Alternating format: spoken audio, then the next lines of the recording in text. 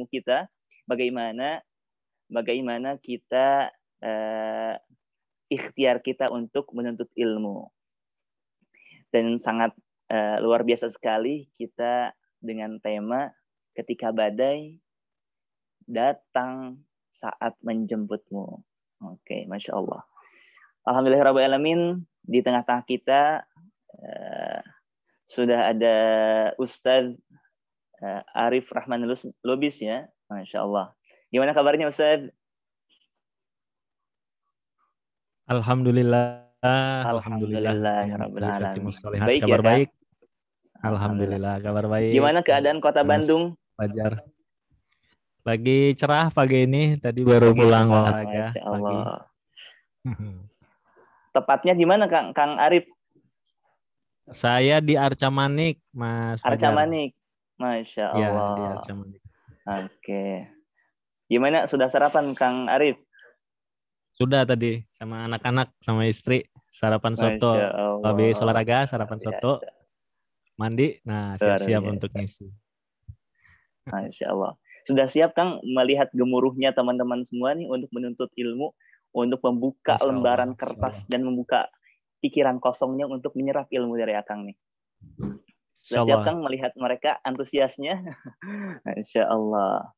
Oke teman-teman semua, alhamdulillahirrahmanirrahim, insya Allah dengan sangat berbahagia dan antusiasme kita mengosongkan kembali kita pikiran kita, bagaimana kita harus menyerap nih, bagaimana jangan sampai satu detik pun kita kehilangan momen itu. Oke, sebelumnya teman-teman semua kita ngetes dulu ya. Ini ada beberapa teman kita yang sudah hadir. Terlihat di partisipannya ada 27 orang ya. Tentunya teman-teman yang lain juga belum masuk semuanya. Jadi kita akan cek dulu ya. Cek kesiapan dan kabarnya teman-teman semua. Gimana kabarnya teman-teman semua? Agak sehat? Baik semuanya? Oke. Ini ada Kak Dini Kartika. Oke. Panggilannya siapa Kak Dini? Alhamdulillah baik Kak. Alhamdulillah. Dari mana Kak Dini? Dari Jakarta Kak. Dari Jakarta. Jakartanya mana Kak? Jakarta Utara Kak. Di Jakarta Koja. Utara. Oke, Masya Allah, luar biasa. Sudah siap ya untuk menerima ilmu dari Kang Arif ya? Masya Allah, luar biasa. Oke, coba kita beralih ke siapa di sini ya? Kak Istiqomah Tika, ada Kak Istiqomah? Halo Kak Istiqomah. Alhamdulillah, salam kenal ya. Oh, Masya Allah dari Bima. Oke, baik ya. Oke, untuk teman-teman semua, untuk terkait dengan teman-teman semua, semoga teman-teman semua dalam keadaan sehat walafiat, dalam keadaan yang luar biasa, tentunya sudah sarapan ya. Apalagi kita sebagai jomblo ya, karena sarapan ini kalau tidak, jangan tunggu diingatin ya. Oke ya. Oke, baik. Untuk itu, dengan senang hati, dengan sangat luar biasanya, kita sambut dengan sangat semangat sekali. Sambutan yang sangat luar biasa untuk Kang Arif untuk membawakan dengan tema ketika badai datang saat saat menjemputmu. Oke, kepada Kang Arif dipersilahkan. Baik, terima kasih Mas Fajar. Bismillahirrahmanirrahim. Assalamualaikum warahmatullahi wabarakatuh. Waalaikumsalam warahmatullahi wabarakatuh. Alhamdulillahirabbil alamin. Alhamdulillahilladzi hadana li hadza wa ma kunna linahtadiya laula an hadanallah. Allahumma shalli ala sayyidina Muhammad wa ala alihi wa ashabihi ajmain. Alhamdulillah bi ni'matihi tatimmu sholihat. Teman-teman semua yang di hari ini ya, alhamdulillah pagi hari ini jam 10 sampai nanti menjelang zuhur kita sama-sama belajar, sama-sama bertemu di media Zoom. Kita sama-sama belajar tentang tema yang menarik sekali ya, insya Allah, ketika badai datang saat menujumu. Ya, walaupun Bisa jadi di sini mu-nya sudah ada yang terdefinisi, bisa jadi ada yang masih samar-samar ya. Bisa jadi ada yang belum kelihatan sama sekali. Nggak apa-apa. Ilmu itu nggak harus ketika terpojok baru kita belajar, tapi bisa juga kita persiapkan. Karena sebenarnya sejarah kehidupan manusia itu berulang ya. Peristiwanya tidak persis sama, tapi pola-polanya itu ada kemiripan gitu, sehingga kita bisa belajar. Nah, sahabat-sahabat semua, teman-teman semua, sebelum saya memasuki materinya, saya mengajak teman-teman semua yang punya kemudahan untuk bisa menghidupkan kamera, boleh untuk menghidupkan kamera biar kita lebih semarak ya. Ini seperti Kak Dini, Mas Fajar, Kak Asmita Sari, tadi ada Kak Nur Hafisah juga tadi menghidupkan kamera, boleh dari Bima ya, Kak Nur Hafisah. Didoakan, kan kelihatan nih, ada Mas Aulia Putra, ya. Terus ada Kak Dedes, ini Kak Dedes yang menghubungi saya ya, Kak Dedes ya. Coba jempolnya Kak, ya benar ya. Ada Kak Aulia Rinaldi. Nah gini ya, ada Teh Siti Zaitun, ya dan lain-lain semua. Baik, kita ini akan membahas sekitar 1 jam, kemudian nanti sekitar ya mungkin beberapa puluh menit ya saya serahkan kepada panitia untuk mengeksplor. Kita akan banyak tanya jawab.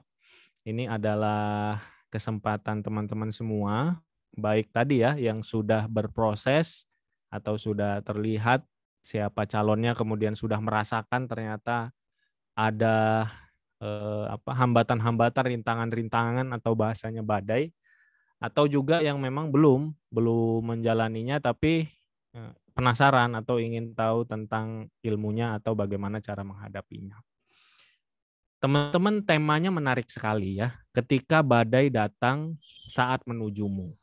Sebelum saya membahas kira-kira apa saja kemungkinan ya kan, kemungkinan badai atau hambatan atau sesuatu yang membuat ragu, was-was, saya ingin menyampaikan bahwa jodoh ini teman-teman, jodoh yang baik, jodoh yang soleh, jodoh yang solehah, itu merupakan salah satu rezeki yang paling besar dari Allah Subhanahu wa Ta'ala.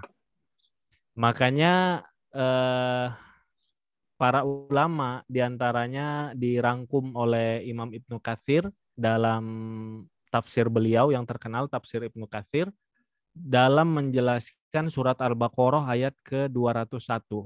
Rabbana atina fid dunya hasanah wa fil akhirati hasanah wa qina azabannar. Para ulama dikutip oleh Imam Ibnu Katsir menjelaskan bahwa yang disebut hasanah di dunia, permohonan orang-orang soleh fid dunya hasanah, itu salah satunya adalah jodoh yang soleha atau jodoh yang soleh. Jadi jodoh itu, jodoh yang baik, jodoh yang soleh, jodoh yang soleha, itu adalah salah satu bentuk kebaikan di dunia yang terbaik yang Allah berikan kepada kita. Kalau merujuk kepada hadis dari Rasulullah SAW menjelaskan tentang betapa luar biasanya istri yang soleha, itu Rasulullah banyak menggambarkan bahwa istri yang solehah itu adalah perbendaharaan dunia yang terindah. Di tempat yang lain, bekal yang terbaik bagi seorang laki-laki. Di tempat yang lain, Rasulullah menyampaikan bahwa istri yang solehah itu setara dengan, laksana setara dengan hati yang bersyukur, lisan yang berzikir, dan istri mukminah yang senantiasa mendukung dalam urusan dunia dan akhiratmu. Jadi pasangan hidup ini, itu kalau misalnya dikaitkan dengan rizki, dia itu lebih besar daripada rizki ibaratnya kendaraan, rizki rumah, dan rizki-rizki yang lain. Dia termasuk rizki yang paling besar. Karena dia sangat signifikan membantu urusan dunia, apalagi akhirat kita. Dan jodoh kita itu teman-teman, jodoh kita itu akan bersama dengan kita sampai ke surganya Allah Subhanahu wa Ta'ala. Jodoh kita yang soleh, jodoh kita yang soleha, insya Allah. Sama-sama masuk ke dalam surganya Allah Subhanahu wa Ta'ala. Kan selalu ya ada besarnya hadiah atau besarnya imbalan itu tergantung dengan besarnya upaya untuk mendapatkannya. Kan kita tahu hal tersebut ya, teman-teman ya. Kalau kita ingin dapat hadiah juara kelas, maka upaya kita mungkin 1 minggu sebelum ujian atau 2 hari sebelum ujian kita belajar. Kalau ingin dapat juara olimpiade setingkat provinsi, maka nggak bisa 2 atau 1 minggu sebelum olimpiade kan kita belajarnya. Kita mungkin perlu belajar 1 bulan, 2 bulan. Tapi kalau kita ingin dapat hadiah juara 3 besar olimpiade matematika dunia, maka kita wajib untuk ikut karantina. Ya, kadang-kadang sampai 2 bulan, 3 bulan, dan seterusnya. Kalau kita mau menikmati indahnya pemandangan dari puncak Gunung Gede, maka kita perlu mendaki 10-12 jam. Kita perlu persiapkan bekal dan lain sebagainya. Tapi kalau kita hanya mau dapat pemandangan di atas rooftop rumah kita, ya kita mungkin hanya cukup naik tangga 1-2 lantai.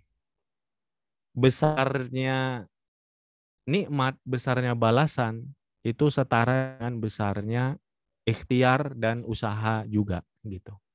Makanya teman-teman, jangan kaget kalau misalnya dalam proses menuju pernikahan kita, walaupun kita sudah berusaha untuk benar-benar meluruskan niat, benar-benar menjaga proses, tapi ternyata ada saja ujiannya.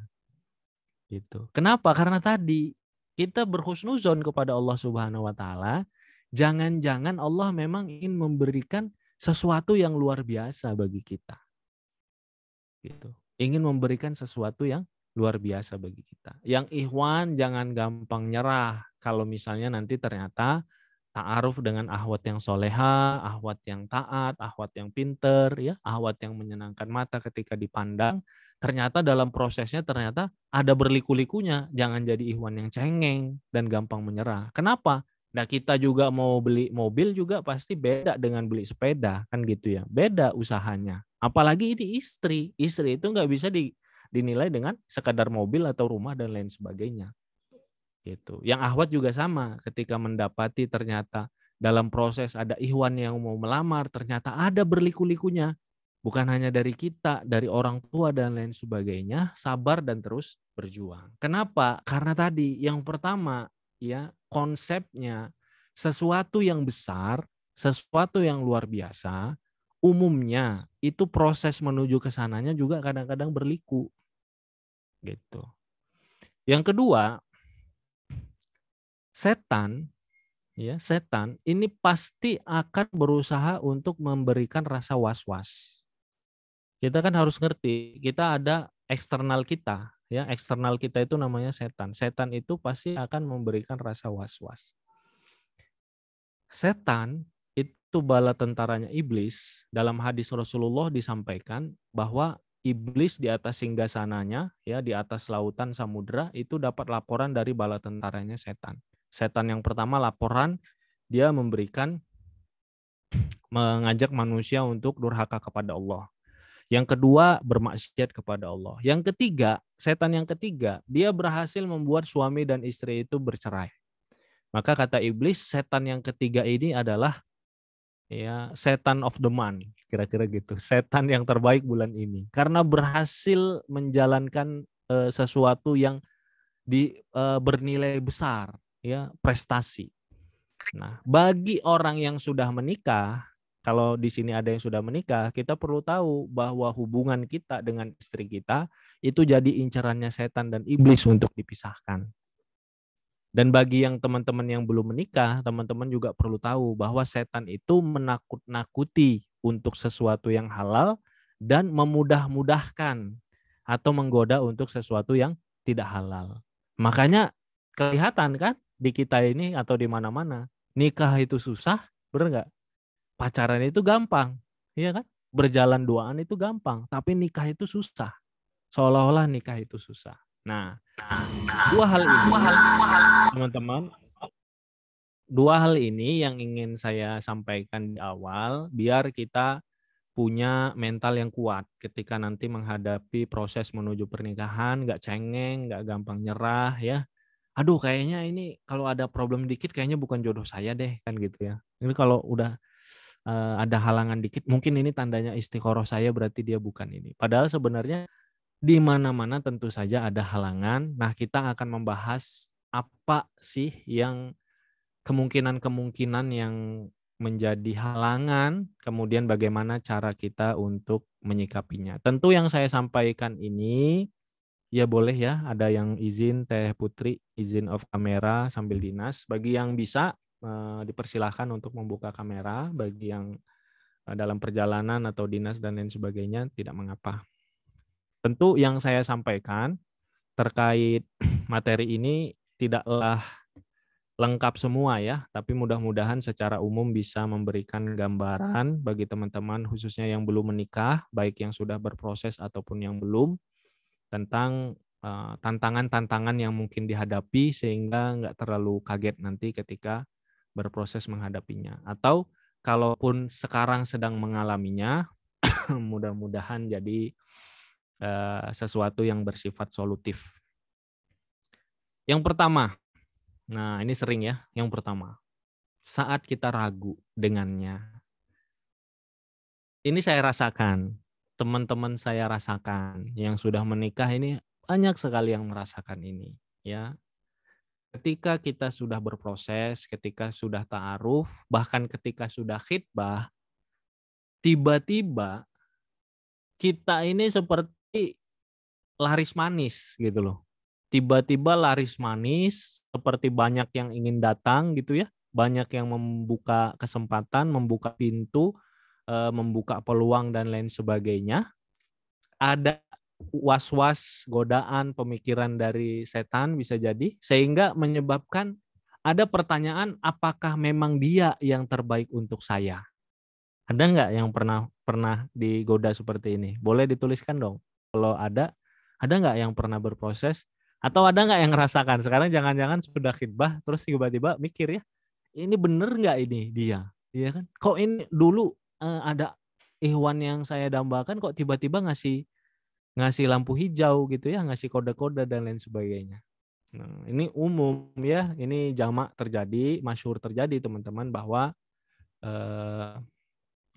ketika kita dalam proses bisa jadi ada ada peluang-peluang, keraguan-keraguan apakah dia memang yang terbaik untuk kita. Nah, teman-teman, kalau misalnya ya ada peluang keraguan terkait dengan sosoknya, ada beberapa hal yang bisa kita cek. Yang pertama, makanya ini perlu dari awal kita ketika berproses dilandasi dengan tuntunan agama. Biar ketika kita dapat godaan-godaan seperti ini, kita gampang cross-check-nya. Ya, Kang Arif sarankan teman-teman cross-check ke 4 hal ini. Yang pertama, Rasulullah Shallallahu Alaihi Wasallam kan memerintahkan bagi yang laki-laki fasfar bidatid din, taribat yadak, pilih yang baik agamanya agar kalian itu beruntung. Maka kita yang laki-laki ketika sudah berproses dengan seorang akhwat, sudah berproses nih, kemudian misalnya setelah khitbah tiba-tiba ada masa 1 bulan 2 bulan untuk persiapan, kemudian ada keraguan, kita cek apakah saya memilih dia karena saya melihat dia agamanya baik dan akhlaknya mulia. Kalau misalnya iya, orang tersebut agamanya baik dan akhlaknya mulia, berarti kita tidak punya alasan untuk urusan yang ini. Gitu. Untuk alasan berganti untuk urusan ini. Tapi kalau misalnya ternyata, oh iya saya milih dia kemarin hanya karena dia cantik, atau karena dia menarik, atau karena dia kaya, agamanya kurang baik. Justru ini jadi catatan kita. Yang ahwat juga sama. Idza hataba ilaikum man tarudawna dinahu wa khuluquhu fazawwijuhu. Kalau datang wahai para wali ahwat, para wali wanita, laki-laki yang melamar anak gadis kalian, yang kalian ridhoi agama dan akhlaknya, fazawwijuhu, maka nikahkanlah, terima lamarannya. Maka yang ahwat juga cek, saya dulu menerima lamaran dia karena melihat agamanya baik dan akhlaknya mulia enggak? Karena saya ridho dengan agama dan akhlaknya enggak? Jadi itu yang pertama, teman-teman. Kalau ada keraguan, cek kembali apakah kita memilih dia, ya, prioritas utama kita adalah karena baiknya agama dan mulianya akhlak. Kemudian yang kedua, teman-teman, yang bisa kita cek, ya. Kalau teman-teman ada keraguan, dan umumnya ada ya, ada keraguan seperti ini. Nah, ini penting nih. Nanti biar ngeceknya itu nggak gampang ya, nggak terombang-ambing.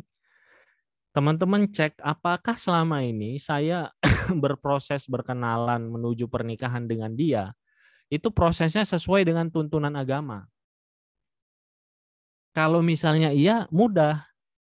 Berarti untuk urusan ini tidak layak saya menolak dia atau tidak layak saya membatalkan proses ini. Kenapa? Karena saya sudah bertaaruf, didampingin perantara atau didampingin pendamping, kami tidak pernah berduaan, ya. Saya bermusyawarah, saya istikharah, gitu kan. Bahkan kalau ada keraguan seperti sekarang, kita kembali lagi istikharah, kemudian hati kita tetap yakin. Nah, kalau misalnya seperti itu, berarti datangnya was-was itu datangnya dari setan.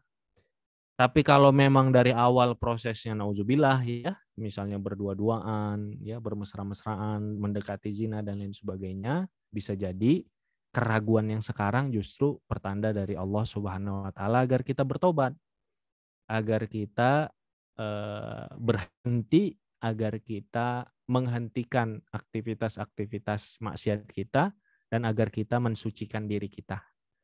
Kemudian kita memohon petunjuk kepada Allah Subhanahu wa taala.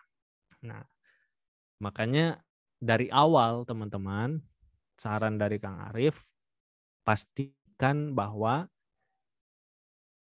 hal yang prioritas menyebabkan kita memilih dia adalah karena baiknya agama dan akhlaknya. Boleh kita tertarik karena dia cantik, tapi pastikan dia itu solehah gitu.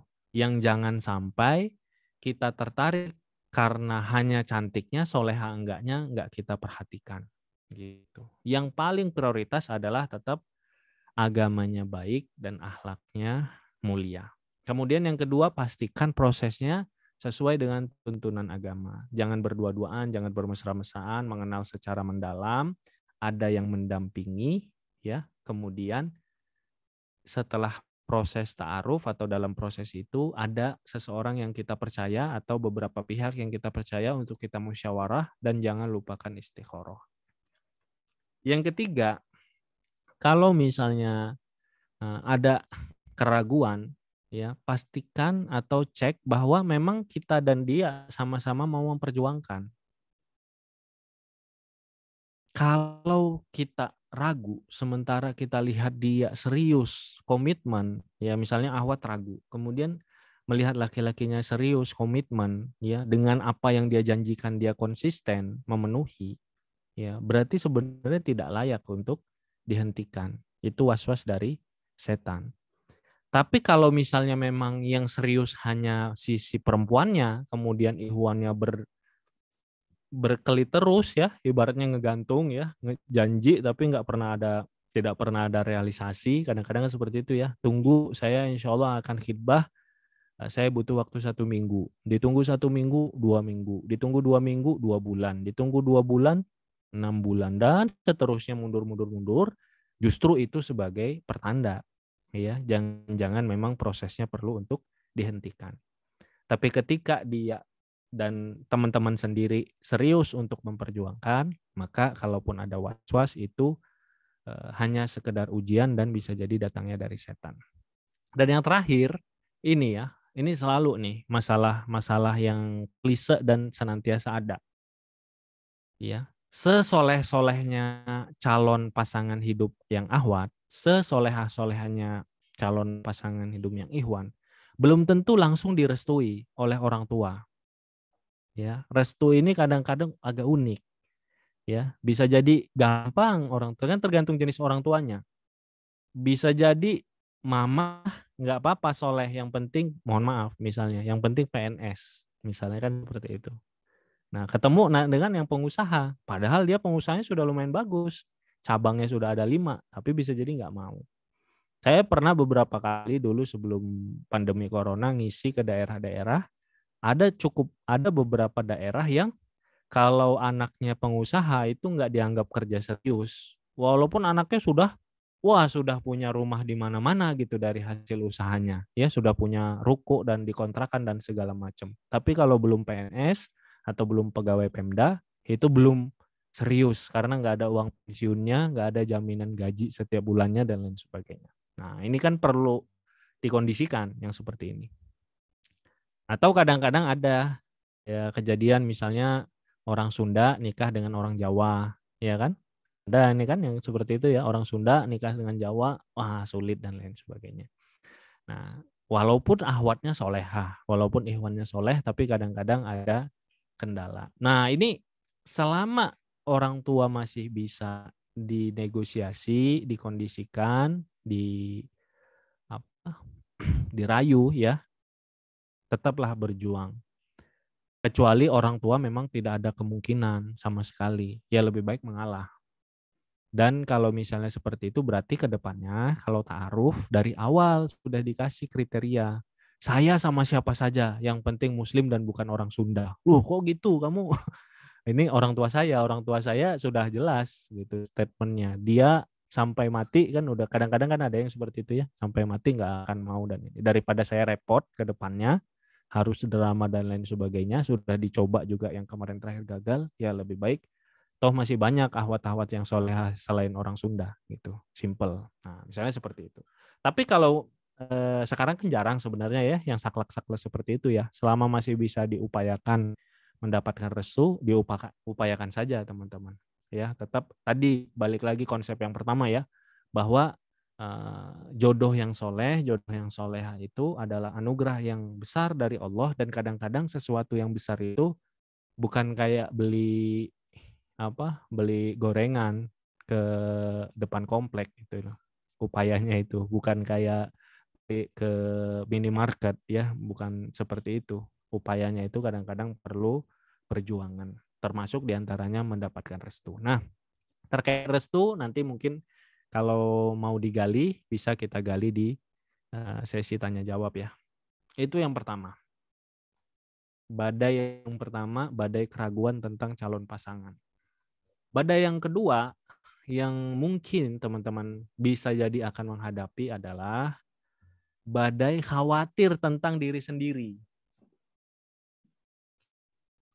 Kalau yang laki-laki biasanya khawatirnya ini, nanti kalau sudah nikah bisa nggak saya benar-benar menafkahi setiap hari, kan gitu ya. Nanti kalau saya sakit gimana nafkahnya? Nanti kalau saya punya anak gimana bersalinnya? Nanti kalau misalnya anak sakit, istri sakit gimana untuk pengobatannya gitu. Ada was-was dari setan tentang nafkah biasanya. Nah, tapi umumnya kalau tadi yang sifatnya lelaki banget, umumnya ada disebutnya insecure ya. Ada kekhawatiran, rasa insecure terkait bisa nggak kita menjadi istri yang baik, bisa nggak kita menjadi suami yang baik, dan bisa nggak kita menjalani kehidupan rumah tangga dengan baik, khususnya di tahun-tahun awal. Ada nggak yang punya perasaan seperti ini, teman-teman? Kalau ada boleh dituliskan, ya, biar Kang Arif tahu kira-kira banyak nggak. Jadi tahu pembahasannya kira-kira perlu kita bahas panjang atau yang di sini cukup kita segerakan. Atau kalau misalnya ada dituliskan sisi apanya khawatir nggak bisa jadi suami yang baik atau istri yang baik, atau nggak bisa menjalani kehidupan dengan baik ya, khawatir ya kalau misalnya sudah nikah nanti bisa nggak saya ngelolanya dengan baik gitu, atau lebih ke kekhawatiran bisa tidaknya menjadi suami atau istri. Tededes ya, ada khawatiran, ada ya. Kadang ada ya perasaan. Ya, Kang Arif juga dulu ada perasaan mau menikah itu tiba-tiba kan, apalagi menjelang mau menikah ya, besoknya mau menikah. Kang Riyadi belum menikah kan? Kang Fajar ya belum nikah ya? Belum kan? Nah itu Kang, kita pagi-pagi Kang. jam 8 mau akad, pagi-pagi ba'da subuh setelah mandi kita pakai pakaian gitu ya. Nah, itu mulai ada Kang pikiran seperti beban tuh. Saya setelah ini akan jadi suami. Saya setelah ini akan jadi pemimpin gitu.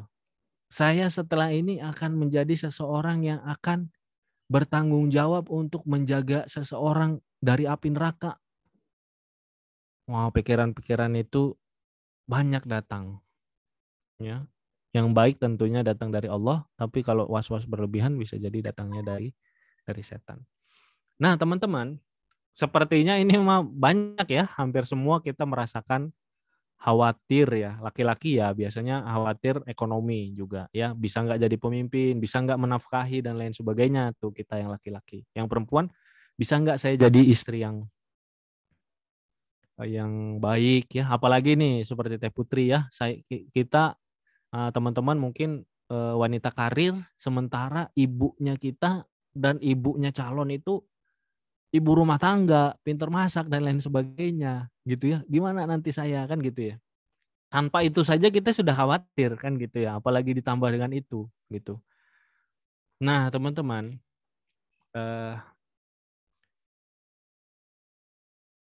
manusia ini unik ya. Kita ini unik, teman-teman.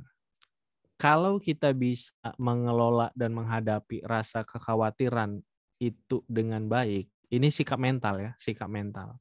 Kalau kita bisa mengelola, menghadapi, ya, menerima. Yang pertama kita menerima. Kita perlu jujur dan berani untuk menerima bahwa kita takut, ya, kita khawatir. Jangan denial. Jangan pura-pura enggak, ya, sok-sok kuat gitu ya, sok-sokan kuat. Sok-sokan tidak ada masalah gitu ya. Ah enggak kok saya berani, padahal dalam hatinya takut gitu.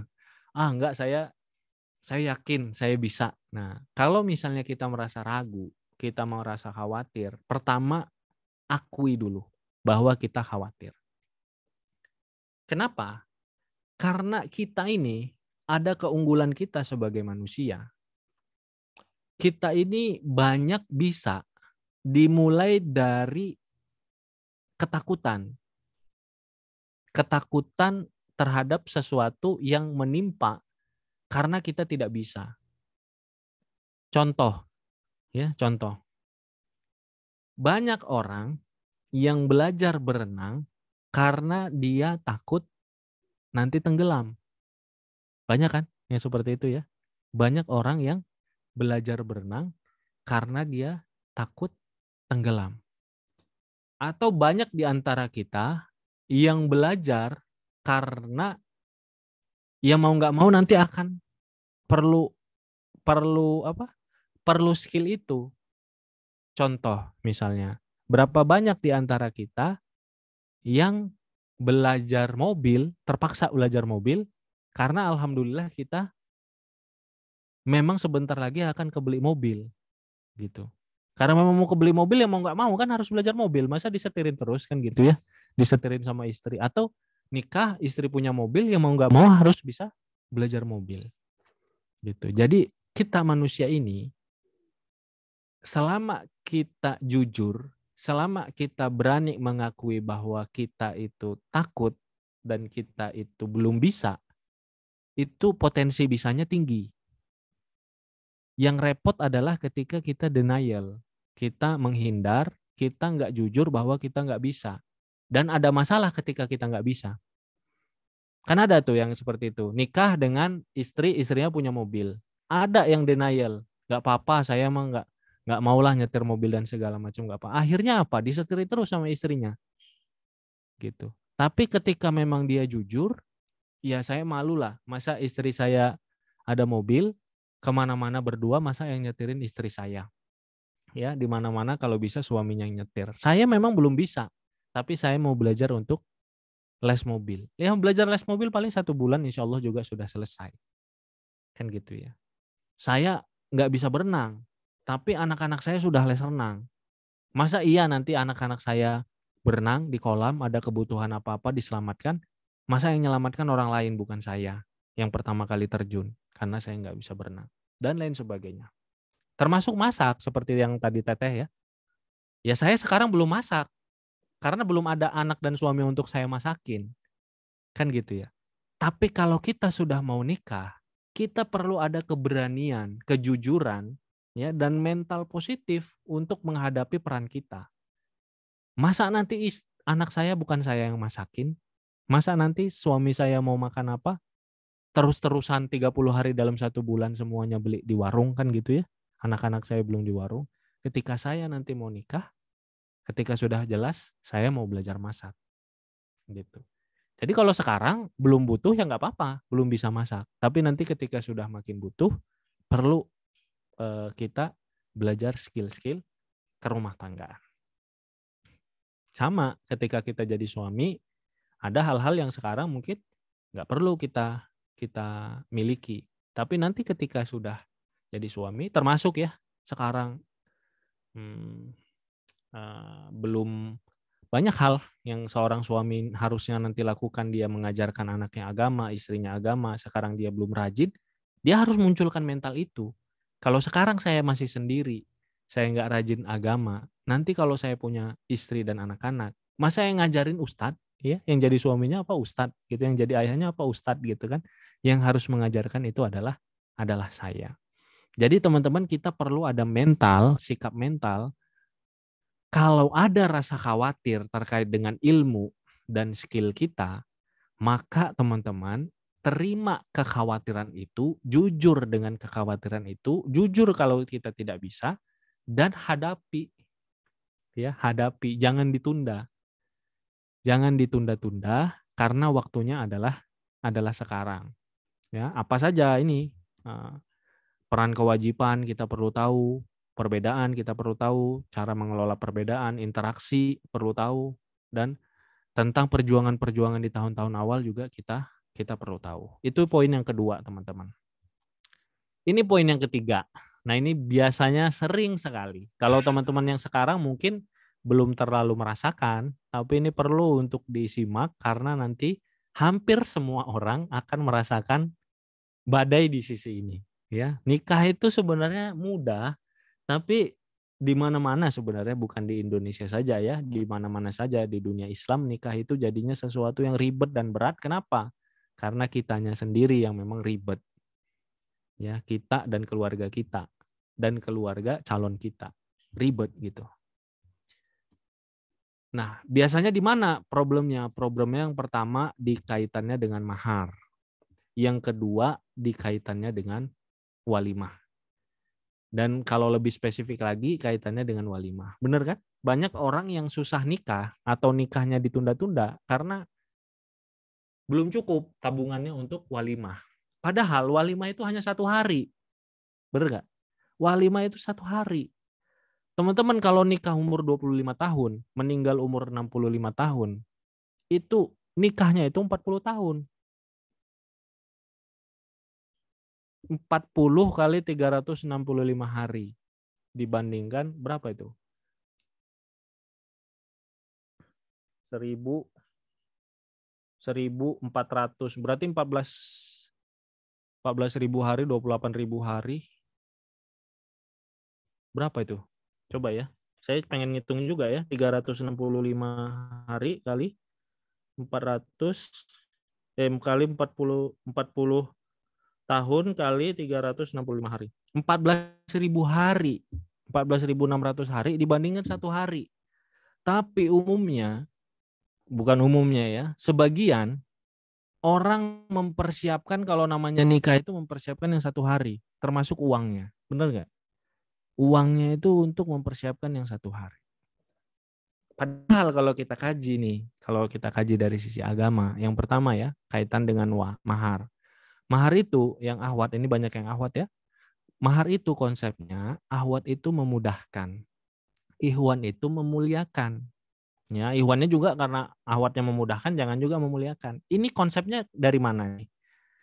Dari tentu kehidupan Rasulullah dan para sahabat. Dan ini konsep mahar ini akan terbawa terus ketika nanti sudah menikah. Konsep menerima nafkah teman-teman yang ahwat adalah memudahkan, qanaah, ya, menerima berapapun yang diberikan oleh suami.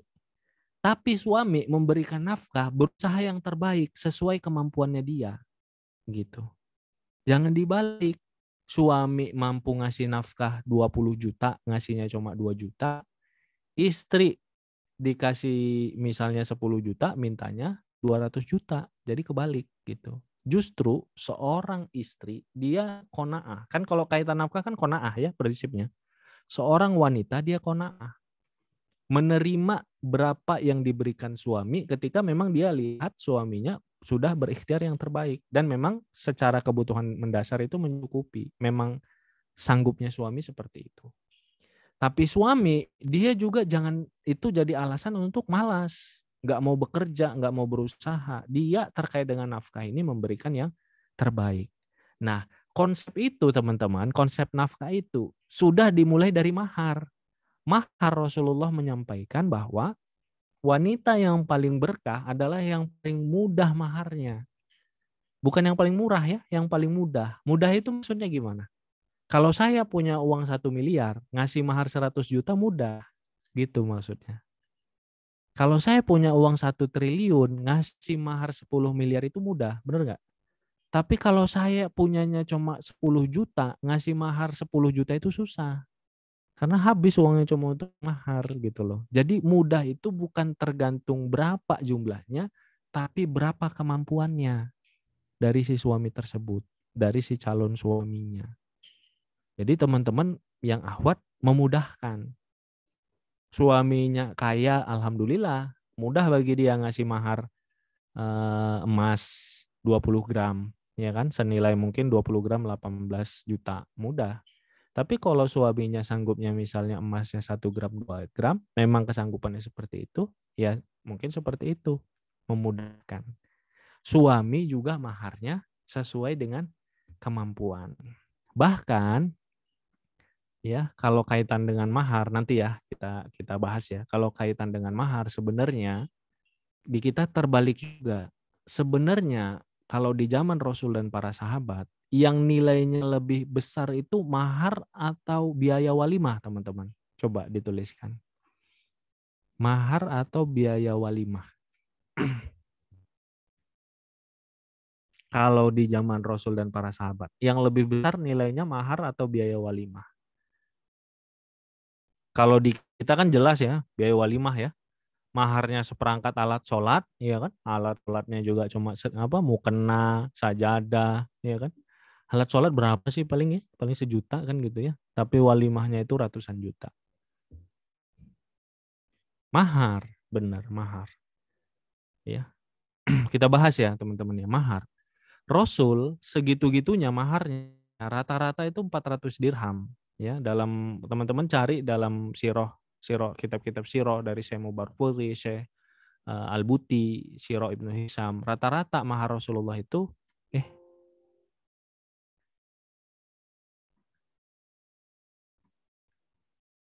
kenapa ya ini ya?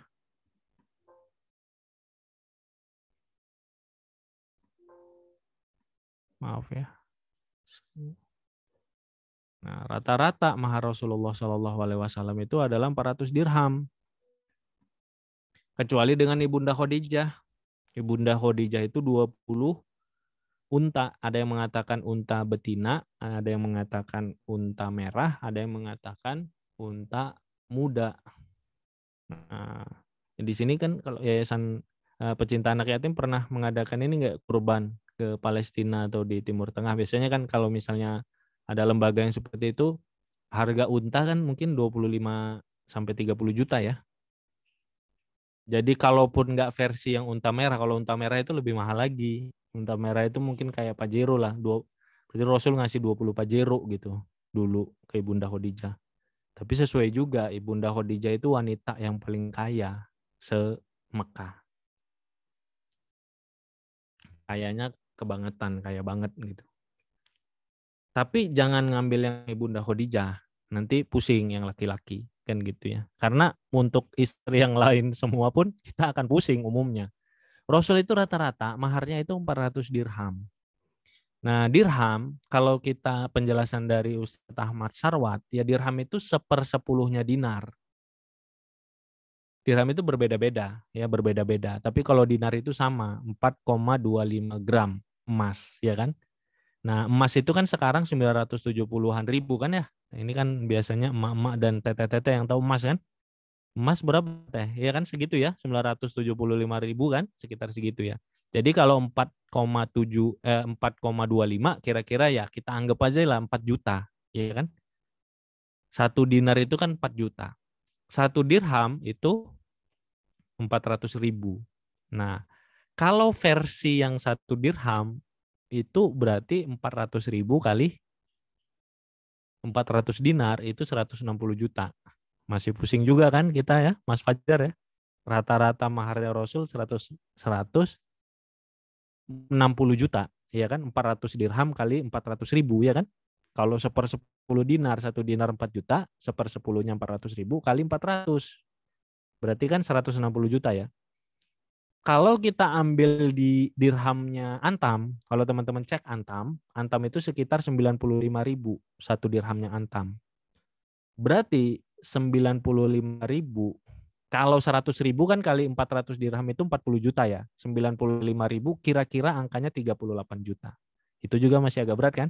Rata-rata laki-laki Indonesia kan mahar segitu ya. Ringan kalau misalnya head to head-nya sama uang panaik. Ya, uang panaiknya di Makassar itu jadi ringan. Tapi maksud saya, kita kayak yang laki-laki, termasuk saya dulu dengan istri itu sangat memudahkan, sesuai kemampuan katanya. Jadi kalau kita sudah dapat, Mas Fajar dan teman-teman semua, dapat akhwat, solehah ya, mengatakan terserah, atau bilangnya ya kalau bisa emas 5 gram, itu sudah sangat murah gitu mahar itu sudah sangat memudahkan. Karena Rasulullah itu maharnya rata-rata 400 dirham. Ali bin Abi Thalib yang tanda petik secara ekonomi itu kurang mampu lah gitu ya, atau pas-pasan gitu ya, sahabat yang diantara sahabat-sahabat utama yang pas-pasan, itu beliau menjual baju ziroh besinya kepada Utsman bin Affan, kemudian sekitar 480 dirham itu dijadikan mahar. Sama juga sekitar segitu. Kalau versinya Antam ya sekitar 40 jutaan. Nah, pertanyaan saya, kalau maharnya Rasul itu rata-rata sekitar 40 juta, berapa walimah dulu? Ya.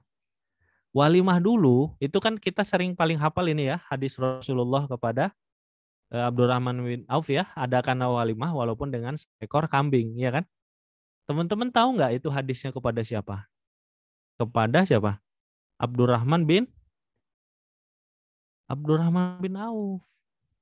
Hadis itu kan kita hafal ya, adakan walimah walaupun seekor kambing. Ceritanya Abdurrahman bin Auf itu kan hijrah ke Madinah, muhajirin. Kemudian dia yang cerita yang heroik kan, dengan saudara yang dipersaudarakan dari Ansor ditawarkan, ambil separuh hartaku, aku punya dia istri, pilih istriku kan gitu ya, kira-kira ekstrimnya kan seperti itu. Kemudian Abdurrahman bin Auf kan tunjukkan saja aku pasar. Abdurrahman bin Auf kan ketika di Madinah mulai dari nol, ya kan, mulai dari nol, ditinggalkan semua hartanya ketika di Mekah. Nggak lama kemudian beliau berjualan ya, berdagang dari makanan-makanan, kemudian beliau membangun pasar dan lain sebagainya, kaya. Kemudian beliau melamar seorang gadis Madinah. Maharnya emas, ya ada yang mengatakan emasnya sejempol, kan lumayan ya emas sejempol. Kayaknya nggak punya kan, teteh-teteh belum ada yang punya kan emas sejempol ya, emas sejempol itu kan lumayan. Ketemu sama Rasulullah, Abdurrahman itu apa? Tangan engkau kok banyak cat-cat kuning gitu ya, dikasih apa itu? Inai ya, teteh-teteh ya, dikasih inai. Saya baru nikah. Kok saya nggak tahu? Wah. Maharnya apa? Maharnya emas sekian gram, atau ada yang mengatakan riwayat lain emas 1 jempol. Baru ada pernyataan Rasulullah. Karena Rasul nggak tahu, Abdurrahman bin Auf itu setelah menikah belum mengadakan walimah. Maka perintah Rasul, adakanlah walimah walaupun dengan menyembelih seekor kambing. Nah, saya balikin lagi. Itu ke siapa Rasul memintanya? Kepada Abdurrahman bin Auf. Siapakah Abdurrahman bin Auf? Abdurrahman bin Auf adalah sahabat yang paling kaya. Jadi 1 ekor kambing itu bukan batas bawah. itu batas kalau punya kemampuan. Makanya kata Ibnul Hajar Al-Asqalani, ini kan kita selalu seperti itu ya. Kalau misalnya kita hadis riwayat Imam Bukhari, ini kan hadis Imam Bukhari. Kemudian kan syarahnya namanya Fathul Bari, ya kan? Nama pensyarahnya, ulama besarnya Ibnu Hajar Al-Asqalani dari Asqalan. Asqalan itu di Palestina, sekarang dijajah sama Israel. Ibnu Hajar Al-Asqalani punya kitab syarahnya, penjelasannya Fathul Bari. Nah, kita kan kadang-kadang butuh penjelasan. Ini maksud perintah Rasul ini, maksudnya walimah itu seekor kambing ini batas bawah atau seperti apa? Nah, beliau menjelaskan, maksudnya adakanlah walimah walaupun hanya dengan seekor kambing bagi yang mudah. Kalau mampunya 1 ekor ayam boleh Kak Kang? Ya boleh. Kan bagi yang mudah.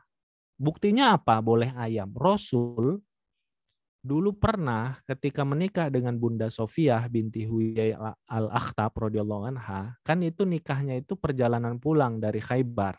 Namanya perjalanan pulang kan susah. Ya, Khaybar itu ada di atas ya ke arah Syam.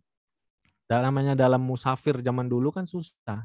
Nah, Rasul itu maharnya walimahnya itu ini yang saya tuliskan di bawah, yaitu hanya dengan hais atau kurma dagingnya saja, kemudian dicampur-campur dengan keju dan tepung. Jadi kayak kue-kue doang, teman-teman. Jadi walimahnya itu hanya kue. Jadi kalau teman-teman ada yang misalnya mampunya walimahnya cuma jajanan pasar gitu ya, itu juga boleh gitu. Dari mana? Ya ini Rasul. Rasul dulu dengan Bunda Sofiyah itu walimahnya gitu. Nah, sekarang kan kebalik. Walimah habis-habisan, mahar seperangkat alat sholat. Syukur walimahnya habis-habisan, maharnya seperangkat alat sholat dan tempat sholatnya. Kan gitu ya, dibangunin masjid, dibangunin rumah. Kan gitu ya. Inilah maharnya rumah. Kan gitu harapannya. Tapi sekarang kan terbalik. Kenapa Islam lebih bagus mahar dimaksimalkan oleh suami, walaupun ada juga kisah-kisah mahar hanya dengan sendal, atau sahabat yang miskin sekali nggak punya apa-apa, maharnya hafalan Quran. Ini juga ada kesalahan ya, jangan sampai hafalan Quran jadi mahar, atau malah mahar satu-satunya. Karena mahar itu, bahkan kalau dalam mazhab Imam Hanafi, kalau saya nggak salah, mahar itu haruslah benda yang berharga, yang ada nilainya. Karena nanti kalau misalnya ada kasus ternyata belum digauli oleh suaminya, kemudian istrinya tanpa alasan yang syar'i minta diceraikan, itu harus mengembalikan mahar. Gimana mengembalikan mahar? Hafalan Quran. Ya kan? Mahar itu kan pemberian dari suami sebagai keridoan istri untuk dinikahi. Gitu. Nah, kalau kita lihat kajiannya terkait dengan mahar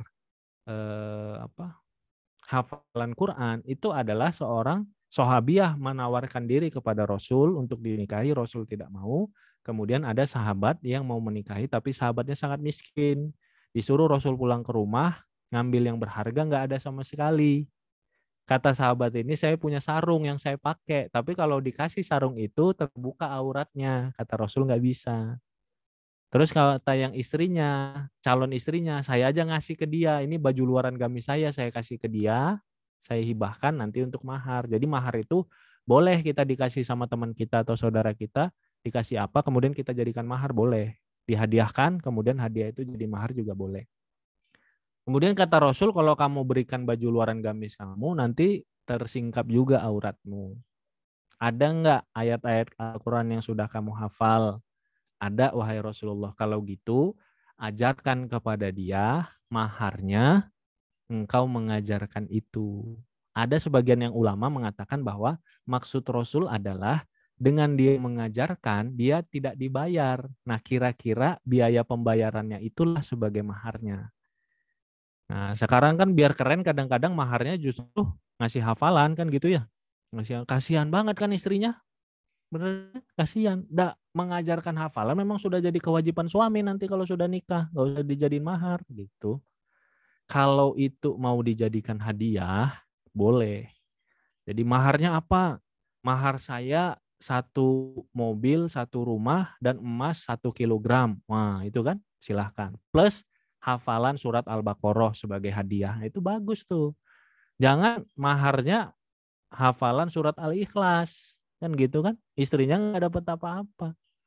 Kenapa mahar itu penting? Karena mahar itu jadi pegangannya istri.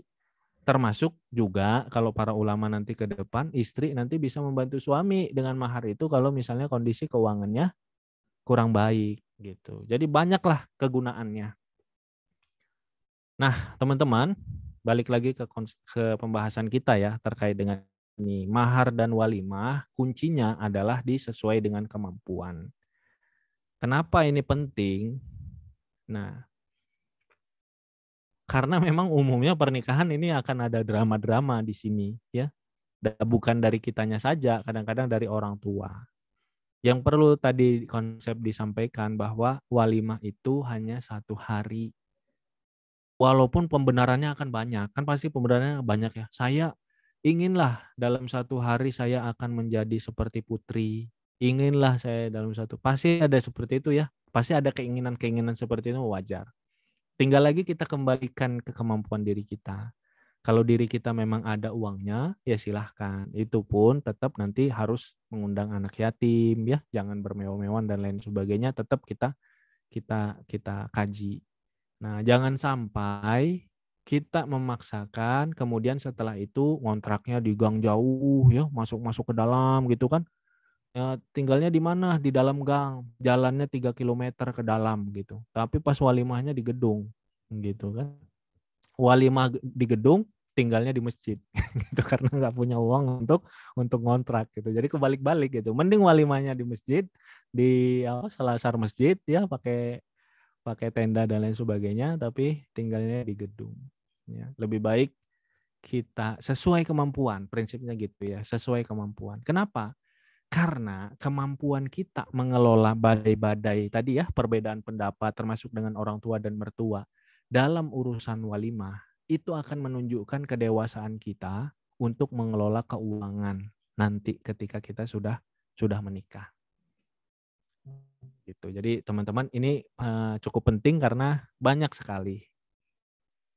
Yang terakhir ya, ini sesudah menikah sedikit saja ya. Karena nanti teman-teman akan mendapati bahwa pasangan hidup teman-teman itu tidak seideal yang teman-teman bayangkan. Ya, teman-teman nanti mungkin menikahnya yang ahwat dengan hafiz Quran. Ya, bayangannya kan sudah ada bayangan kan di kepala ya. Kalau hafiz Quran itu kata-katanya terjaga, ya nggak pernah marah, ya selalu wah gitulah. Apalagi kita sekarang banyak banget ngelihat sosial media kan yang romantis-romantis banget ya. Ngelihat selebgram masangin sepatu untuk istrinya, ya nyuapin kayak nggak pernah marah dan lain sebagainya. Tapi teman-teman pernah mikirin nggak kenapa selebgram itu nyuapin sepatu apa kok tiba-tiba cerai? Pernah mikirin nggak? Karena kehidupan rumah tangga itu nggak mungkin seindah itu. Bahkan kehidupan rumah tangga Rasul dan para sahabat aja ada konfliknya. Gitu. Maka kita dari sekarang cobalah untuk kita lebih dewasa, memahami bahwa diri kita ini banyak kekurangan dan kalau kita nikah pasti pasangan hidup kita juga banyak kekurangan. Selama bukan kaitannya dengan dosa-dosa besar, cobalah untuk toleransi. Ya. Kok bisa ya Ikhwan itu ya yang sangat luar biasa ketika tausiah dan pidato, kok bisa ya handuknya ditaruh di atas kasur? Nah, teman-teman akan mendapati handuknya ditaruh di atas kasur gitu ya. Dan lain sebagainya lah. Ya, pahami bahwa kita itu tidak sempurna dan dia juga tidak sempurna. Mencoba untuk bisa memahami itu. Kurangi ekspektasi. Kalau sudah ta'aruf, kita sudah menerima dia, ternyata nanti setelah itu mau menuju pernikahan, kurangi ekspektasi. Ya, fokus untuk menjadikan diri. Ya, fokus untuk menjadikan diri. Kemudian siap untuk minta maaf. Ya, latihan minta maaf walaupun nggak salah, terutama yang laki-laki. Ya, bukan karena perempuan ini selalu benar, bukan. Tapi karena kalau namanya sudah nikah, nggak penting lagi kadang-kadang yang benar sama yang salah, teman-teman, benar sudah nggak jadi relevan. Selama bukan kaitannya dengan hal maksiat ya. Karena kadang-kadang kalau teman-teman nanti sudah nikah, percekcokan itu bukan kaitan dengan halal haram loh. Jarang itu percekcokan karena suaminya ngajak makan babi gitu, jarang. Nggak pernah ya. Saya nggak pernah mendapati. Atau suaminya memaksa istrinya tampil seksi ketika ke mall, itu jarang. Ada sih, tapi itu udah keluarga yang nyeleneh lah. Yang sering-sering cekcok itu biasanya kaitannya dengan beda latar belakang pendidikan, ya beda apa preferensi, beda segala yang sifatnya nggak halal haram. Nah, sehingga nggak relevan lagi mencari siapa salah, siapa yang benar. Kadang-kadang siapa yang lebih cepat ngalah, siapa yang lebih kuat untuk meminta maaf, melapangkan hati, gitu. Jadi kalau bahasa saya, yang minta maaf duluan dialah pemenangnya. Kenapa? Karena dia yang berperan untuk menjaga keutuhan dan keharmonisan rumah tangga. Dia ibaratnya yang dia dapat poinnya gitu dalam percekcokan itu. Kemudian dalam rumah tangga nanti saya diajari oleh guru saya, sudah sepuh sekali. Ya, saya memanggilnya Abi. Abi ini kata beliau, saya itu sudah berpuluh-puluh tahun, kayaknya malah dari awal nikah, nggak pernah bertengkar dengan si Umi, kata beliau. Wah, saya kan kaget ya. Soalnya kan ya namanya pasangan kan pasti ada aja kan cekcoknya kan gitu ya. Kaget. Kemudian dilanjutkan oleh Abi ini. Sudah sepuh ya, sudah sepuh sekali. Sudah 70 mungkin. Bukan tidak pernah marah, Abi mah marah ya sering, atau pernah dalam sebulan mungkin pernah sekali, atau dalam setahun pernah beberapa kali. Si Umi juga pernah dalam 1 tahun pernah beberapa kali marahin Abi. Tapi yang tidak pernah adalah ketika Abi marah, si Umi juga ikut marah. Nah, belajar diem teman-teman. Ketika pasangan hidup kita marah, kitanya diem. Biar nggak jadi bertengkar. Coba deh lihat kehidupan Rasul ketika Ibunda Aisyah emosi ya sampai ngegeprok tangan pelayan sampai wadahnya jatuh, Rasul kan diam. Kecuali yang kaitan dengan maksiat itu harus dididik ya, seorang suami harus mendidik. Tapi biasanya yang masalah marah-marah ini balik lagi ya, kaitannya tadi bukan hal haram ini. Kaitannya dengan preferensi, pilihan dan lain sebagainya. Nah, kuncinya kalau salah satu marah, yang lainnya diem. Nah, teman-teman latihan lah ini ya, latihan untuk minta maaf, latihan diem ya. Kalau misalnya latihan aja, latihan deketin temennya yang marah. Kalau teman yang marah, teman-teman diem, kuat nggak? Nah, mesti kuat tuh, diem. Ya, kalau salah satunya diem, namanya kan api. Seperti amarah itu kan seperti api. Api ketemu api terbakar kan, tapi kalau api ketemu air, ya apinya segini ya lama-lama kan mati. Nanti kalau sudah mati baru dibahas gitu. Jadi siap meminta maaf dan kuat ya, berusaha kuat untuk diam kalau salah satunya marah, dan bersabar untuk membantu perbaikan diri pasangan. Ya, ini investasi kita. Ya, pasangan kita nggak sempurna, ada yang sifatnya perlu kita toleransi dan kita maafkan. Ya, maafin aja lah, namanya orang Sumatera suaranya agak tinggi, maafin saja orang Solo misalnya, atau orang Jawa atau orang Sunda suaranya lembut sekali. Ya kan nggak bisa dipaksa ya, harus kamu tinggiin lah, nggak kedengaran dan lain sebagainya.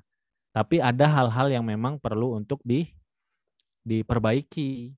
Ya, misalnya dia sholatnya masih belum tepat waktu, kadang-kadang masih lambat. Nah, itu perlu bersabarlah untuk memperbaiki diri pasangan. Mungkin demikian teman-teman.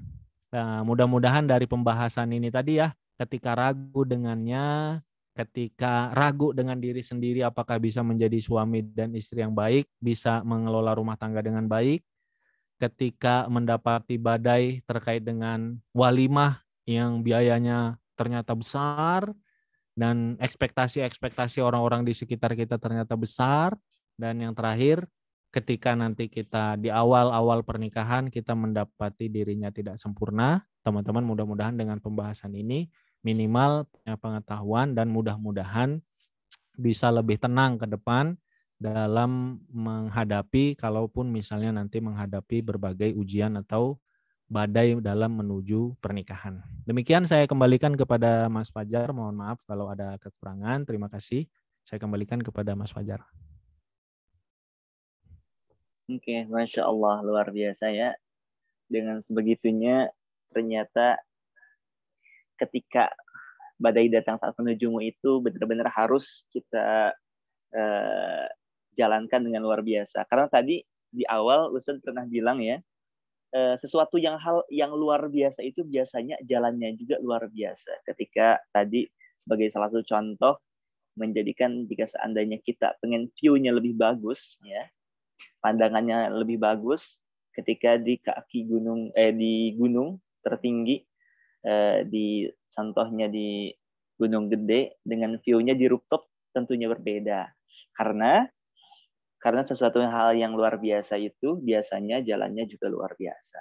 Oke, Masya Allah, luar biasa sekali. Tadi sudah dijelaskan beberapa hal yang Ustadz sampaikan pada kita terkait dengan syarat, terus juga keraguan, dan yang lainnya. Oke, baik teman-teman semua. Bagi teman-teman semua, kita buka untuk sesi pertanyaan. Terlihatnya teman-teman semua ini sudah tidak sabar sekali ya untuk menanya teman-teman semua, untuk bertanya kepada Ustadz terkait dengan perihal yang mungkin sedang dirasakan atau mungkin ada keraguan-keraguan yang menjadi salah satu hal yang pendorong kita untuk lebih bagusnya lagi gitu ya. Oke, bagi teman-teman semua, bagi ada yang mau bertanya, dipersilahkan.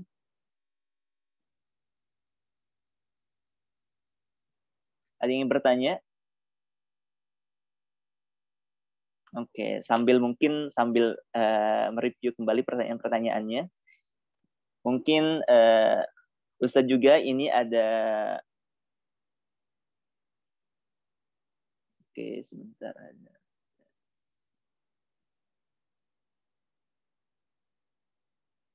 Oh,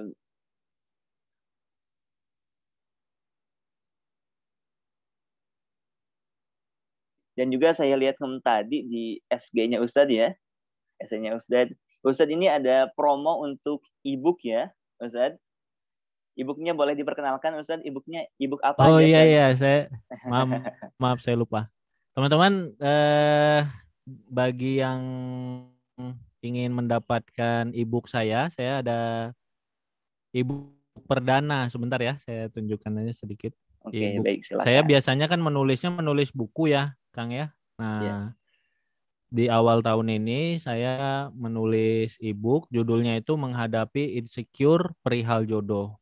Jadi ini e-book perdana saya. Nanti bagaimana cara mendapatkannya bisa dilihat di story Instagram saya ya. Coba dicek story Instagram saya. Ini e-booknya. Kelihatan nggak, Kang? Oke. Kelihatan ya? Iya, kelihatan, Ustaz. Share. Kelihatan ya. Nah, ini judulnya Menghadapi Insecure Perihal Jodoh. Nah, seperti ini ada 143 halaman. Ada 12 bab ya, membahas. Bahas yang pertama itu membahas tentang rasa insecure. Mungkin ada beberapa yang di sini merasakan ya ketika usia tidak lagi muda. Nah, seperti ini nih e-booknya. Coba Ustaz dijelaskan jadi kenapa sih kita dengan... harus baca e-book ini, Ustaz? Kenapa nih harus kita baca e-book ini nih? Biar teman-teman semua tergugah mungkin. Nah, ini sebentar ya, saya di tampilan e-booknya dulu seperti ini. Oke ya. Nah, teman-teman, kenapa saya menuliskan Menghadapi Insecure Perihal Jodoh? Jadi, Menghadapi Insecure Perihal Jodoh ini ada 12 bab ya, 12 bab pembahasan tentang rasa insecure. Nah, saya itu dari tahun 2014 itu kan menuliskan buku perdana saya yang kaitan dengan pernikah itu judulnya Halako Cinta. Dari menulis buku itu saya ya bisa dibilang keliling Indonesia lah ya. Banyak ke Sumatera, kemudian di Jawa, tentu saja Kalimantan, Sulawesi, Nusa Tenggara, Bali, dan lain sebagainya. Makin ke sini, Kang, dan teman-teman semua, saya merasakan bahwa pertanyaan-pertanyaan, baik itu di forum-forum seperti ini, maupun yang DM, maupun yang di WA, ataupun di sosial media lainnya, itu cukup banyak yang mengarahkan kepada adanya rasa insecure, ya, kurang percaya, ya, khawatir. Kalau dulu pertanyaan-pertanyaannya itu, Kang, gimana setelah saya nikah, atau Kang bagaimana kalau menghadapi restu orang tua? Kalau sekarang itu banyak pertanyaan, Kang bagaimana kalau dengan masa lalu saya? Kang bagaimana dengan usia saya? Kang saya fisiknya itu kurang menarik gitu. Kira-kira ada nggak yang mau dan lain sebagainya. Jadi pertanyaan-pertanyaan insecure ini makin tinggi, makin dirasakan cukup banyak di antara teman-teman yang single.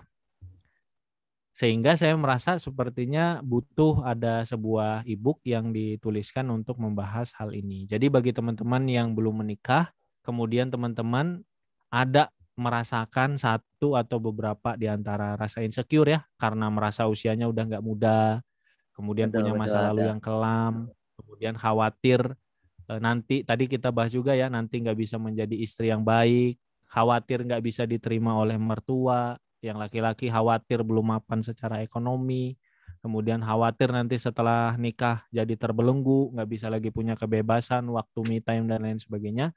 Kalau ada perasaan-perasaan insecure tersebut, ada sekitar 12 ya, ada 12 yang dibahas. Nah, teman-teman sepertinya butuh untuk baca bukunya, mudah-mudahan bisa lebih ngerti tentang rasa insecure-nya dan dapat Oke, Masya kiat Allah. untuk menghadapinya. Oke, Demikian. ini Kang ada yang mau bertanya katanya. Bisa didapatkan di mana Ya, Ustaz untuk silakan. terkait dengan e-booknya? Di ke Instagram saya saja. Instagram saya Arif Oke, boleh Rahman. teman-teman semua. Berarti kalau seandainya ingin didapatkan e-booknya terkait dengan insecure nih, bagaimana nih kita nih terkadang saya sendiri kadang-kadang juga insecure sendiri. Nah ini teman-teman semua bisa langsung mampir ke Instagramnya Instagram Ustadz Arif Rahman saya Lubis. arifrahman.lubis. Oke, arifrahman.lubis. Oke ya, arifrahman.lubis. bisa teman-teman semua mampir ke sana. Caranya gimana saat Posting ya, langsung ternyata belum ke posting. di Saya SG ya? posting story-nya, Oh, lihat story-nya. lihat story-nya saja. Kemudian nanti di story tersebut di reply aja story-nya dengan mengirimkan nomor WA teman-teman. Nanti tim saya yang akan follow up. Oke, Jadi Masya caranya Allah. ke IG saya, kemudian lihat story, kemudian reply story-nya dengan mengirim nomor WA teman-teman gitu. Oke, gitu ya teman-teman semua caranya ya. Dan juga di Instagramnya Kang Arif ya. Kita panggil Kang Arif ya. Dia terlalu Siap, banyak ya. dipanggil Kang aja. Panggil Kang Arif. Ini Masya Allah juga ada beberapa banyak ilmu juga. Beliau sering live IG juga. Saya kemarin beberapa hari ini mantengin terus Kang Arif nih terkait dengan insecure. Terus juga terkait dengan beberapa halnya sesurga. Ya, dan juga yang lainnya. Ini sangat luar biasa sekali. Oke, dari ini Ustaz, kita ada pertanyaan dari teman-teman. Ya. Kak izin bertanya, ini dari hamba Allah. Sekarang ini sedang berproses tapi mengalami ragu karena merasa si ikhwan bukan tipe yang nge-lead. Ya, berarti nge-lead itu leader ya. Sedang si akhwat tipe yang butuh leader. Sedangkan orang tua tuh setuju banget sama ini ikhwan sampai ke bawah mimpi. Nah, yang akhwat ini mesti gimana, Ustaz? Nah, seperti ini, Ustaz. Iya. Baik ya. Terkait langsung dijawab ya. Boleh satu-satu aja ya mungkin ya. Iya. Ya, langsung dijawab ya. Jadi terkait dengan calon pasangan ya, tadi seperti yang saya sampaikan ya, bahwa hal yang paling pokok itu yang harus ada itu adalah agamanya baik, akhlaknya mulia. Ya, termasuk dia bertanggung jawab itu bagian dari akhlak, termasuk dia punya etos kerja, tidak malas ya, semangat untuk menafkahi nantinya itu bagian dari akhlak. Adapun preferensi-preferensi ya, harapan-harapan, termasuk sebenarnya melit itu kan memimpin itu seorang ikhwan hendaknya harapannya kan nanti akan menjadi qawam gitu ya. Tapi kita juga perlu paham bahwa nggak semua ikhwan itu punya jiwa kepemimpinan dari awal. Karena kalau seperti itu kan, misalnya kalau hanya melihat orang yang punya kepemimpinan, oh dia pernah jadi pemimpin organisasi, betapa sedikit kan ikhwan-ikhwan yang cocok untuk jadi suami kan gitu kan. Karena banyak yang tidak jadi pemimpin organisasi kan, daripada yang pemimpin organisasi. Banyak yang sifatnya itu bisa jadi ikhwan itu dia lebih banyak misalnya jadi peserta, anggota dan lain sebagainya. Nah, kemampuan melit ini sebenarnya bisa saja ditumbuhkan karena jiwa-jiwa kepemimpinan dan lain sebagainya itu sebenarnya bisa ditumbuhkan, ya. Nah, Teteh itu bisa menilai si Ikhwan ini kira-kira ketidakmampuan melit itu hanya karena dia memang belum dapat kesempatan, karena dia memang orangnya agak pemalu dan lain sebagainya, atau memang dia orangnya itu kabur dari amanah. Nah, itu kan bisa dibedakan ya. Iya. Kalau kita berorganisasi dengan orang, kita kan bisa menilai, oh yang ini mah sebenarnya orangnya tanggung jawab. Beda loh orang yang bertanggung jawab dengan orang yang tapi dia nggak pede aja untuk dia selalu jadi pemimpin, dia memimpin rapat dan lain sebagainya. Tapi orangnya amanah. Ketika dikasih amanah untuk ngurusin sound system, dia ada di sana. Itu kan bagian dari kemampuan memimpin juga, amanah, ya, menjaga tanggung jawab sesuai dengan amanahnya. Tapi kalau memang orangnya sudahlah tidak mau untuk memimpin, tidak mau untuk bertanggung jawab, tidak mau untuk ditugasi, dan ketika diberikan tugas, diberikan amanah kabur, nah itu yang red flag sebenarnya, bendera merah.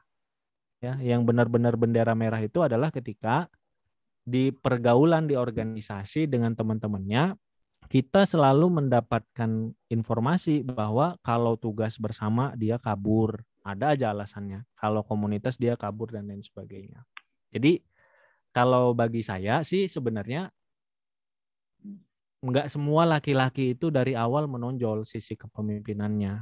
Tapi yang harus benar-benar ada dari laki-laki adalah dia orangnya amanah, memegang amanah dan bertanggung jawab. Adapun dia kemampuan memimpin lain sebagainya, itu nanti bisa disupport sebenarnya. Bisa dibantu oleh istrinya selama orangnya itu tadi komitmen, pegang amanah, pegang tanggung jawab ya ketika dia berinteraksi di komunitas atau di lingkungannya. Mungkin demikian, Mas Fajar. Oke, Masya Allah.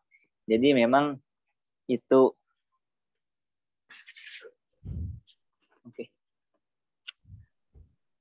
Itu ya, jadi yang bertanya tadi ya.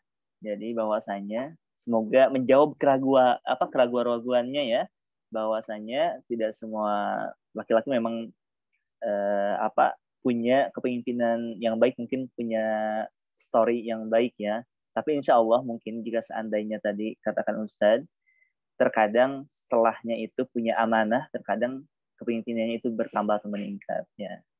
Terus juga ini ada pertanyaan lagi Ustadz ya. Ya. Tadi ada pertanyaan mana ya? Bentar Ustadz. Nah, ini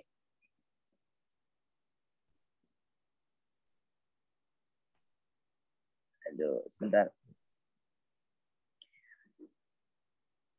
Ini Ustaz, untuk tips dan cara untuk menurunkan ego pribadi untuk personal walimah, bagaimana Ustaz? Soalnya tadi kan dijelaskan, disinggung juga terkait dengan walimah. Bagaimana kan walimah itu tidak harus mewah-mewah banget ya, tapi yang harus dijadikan lebih luar biasanya itu seperti dalam hadis itu adalah di mahar ya. Nah, untuk menginisiasi itu, nah terkait dengan keegoan itu gimana Ustaz? Nah, kurang lebih kayak gitu Ustaz. Iya. Ya memang tadi kan yang kita bahas itu konsep idealnya ya. Nah, konsep ideal ini perlu agar kita ketahui biar kita tidak terbawa arus 100% gitu dengan yang ada sekarang mungkin yang cukup banyak beredar. Tapi juga antara idealitas dengan kenyataan yang sekarang, dengan apa yang nanti akan kita hadapi, kita juga nggak bisa naif ya, berharap nanti 100% kayak ideal seperti itu. Oh saya punya uang 100 juta, 90 juta mau saya jadikan mahar, 10 juta saja hanya ini. Tentu nggak bisa seperti itu. Karena kita ada orang tua, kita punya mertua, kita punya keluarga besar. Nah teman-teman kaitan dengan walimah, prinsipnya kan gini ya. Kalau namanya hari pernikahan, keberkahan, tentu salah satu yang mendatangkan keberkahan itu kan adanya keridoan, kebahagiaan dari orang tua kita.